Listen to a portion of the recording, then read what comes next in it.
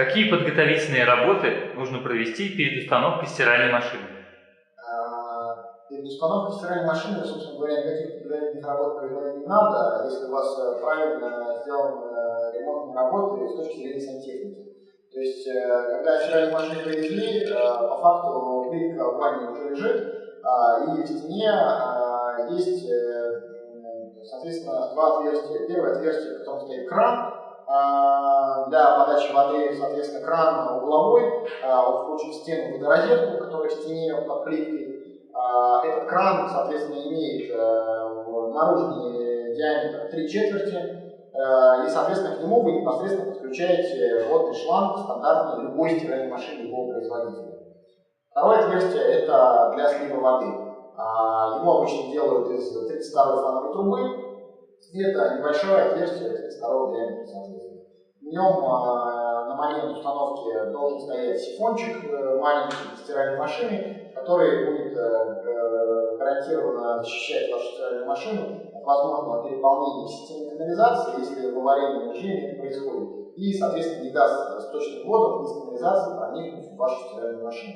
Если этот сифон не ставить, в принципе, так тоже можно поступать, но в этом случае вам нужно, чтобы водорозетка, то есть тот отвод сточных вод, который будет производиться, был хотя бы на высоте 50-60 см от пола. Соответственно, далее вы устанавливаете стиральную машину на пол, вместе ее постоянной локации, после этого берете обыкновенный уровень, вот, например, такой 60 см. Я подчеркну, что вот такой не подходит, потому что он показывает плоскость на расстоянии 20 см.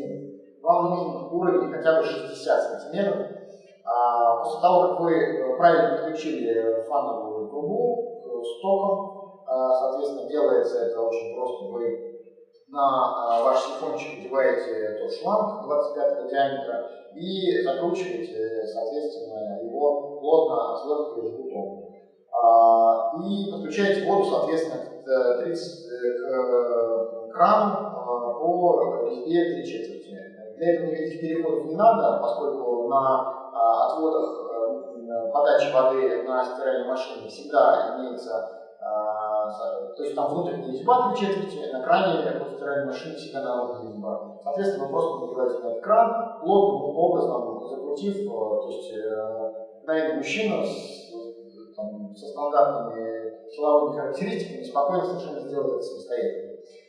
После того, как машина встала на свое место, необходимо положить вот такой уровень, сначала наискосок так на плоской стиральной машине, потом наискосок так на плоской стиральной машине, и выровнять ее по 4 ногам.